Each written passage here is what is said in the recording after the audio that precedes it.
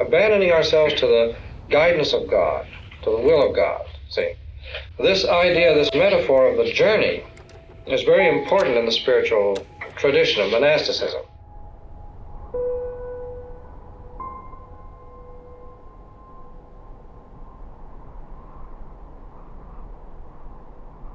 This idea of abandoning yourself to God and going off where God leads you.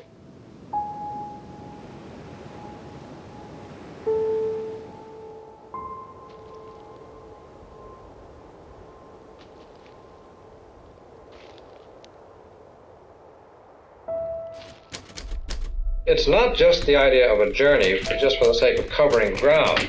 See, it's a journey as symbolic of man's state on earth. We're all on a journey.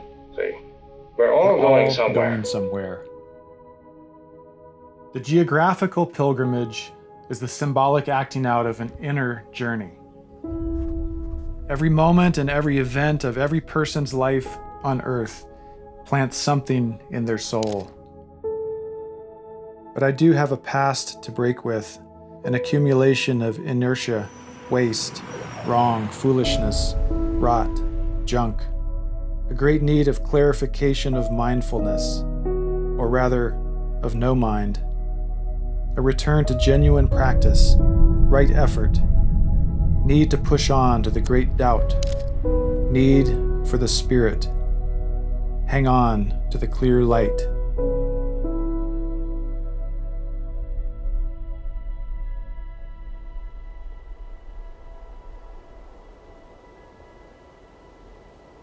I met Thomas Merton in Gethsemane in October '62, and I met Thomas Merton twice at Redwoods.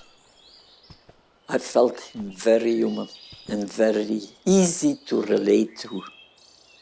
He was a beautiful human being. We must learn to realize that the love of God seeks us in every situation and seeks our good. God rises up out of the sea like a treasure in the waves, and when language recedes, his brightness remains on the shores of our own being. God's inscrutable love seeks our awakening. This awakening implies a kind of death to our exterior self. A poet turns inward to create. The contemplative turns to God to be created.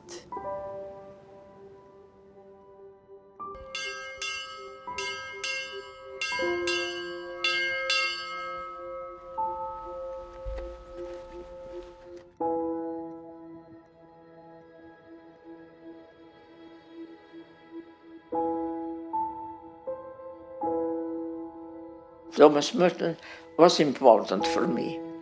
We need to dialogue with other religions. And that was really something that I wanted, you know. What is it that I have still refused in my life and that I still integrate in my life? Sometimes very ordinary things, you know, that I have said no to that. No, I never want that. No. I said, no.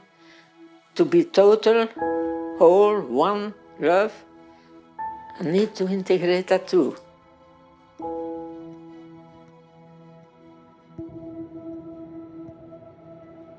Merton's visit here was a pilgrimage, and I think the main thing is realizing that God is everywhere and God is in everything. It's not so much trying to do something, it's just trying to just be. I am the utter poverty of God. I am his emptiness, littleness, nothingness, lostness.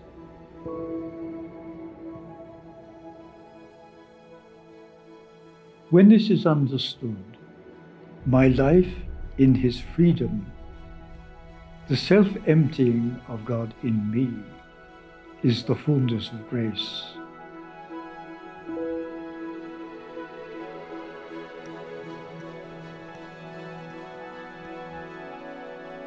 In order to become myself, I must cease to be what I always thought I wanted to be.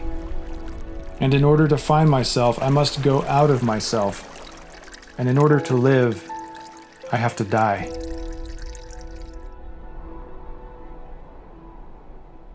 Where we stay shapes us. We look at the rocks in their silence, the trees growing in silence. And sometimes you lose hope. You're in the middle of nowhere, and yet that is what is going to push you. You learn to talk to silence, and silence answers in silence.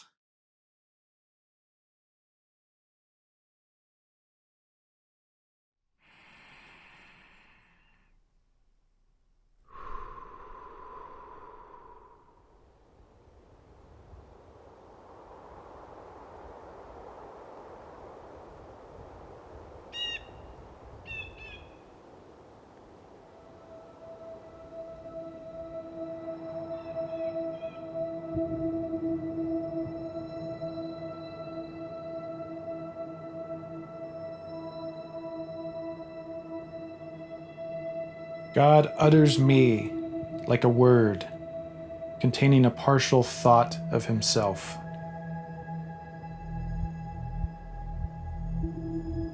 Let me seek then the gift of silence and poverty and solitude, where everything I touch is turned into prayer.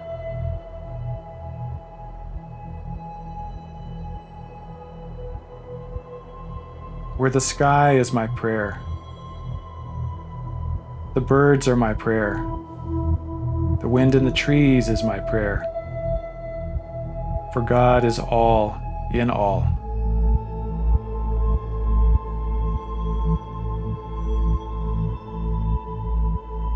What can we gain by sailing to the moon if we're not able to cross the abyss that separates us from ourselves? This is the most important of all voyages of discovery, and without it all the rest are not only useless, but disastrous.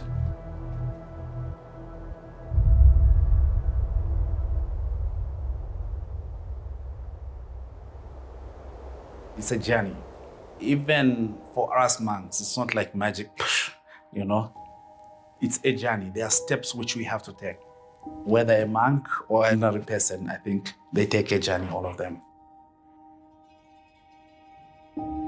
Our task now is to learn that if we can voyage to the ends of the earth and there find ourselves in the stranger who most differs from ourselves, the stranger who most differs from ourselves, we will have made a fruitful pilgrimage.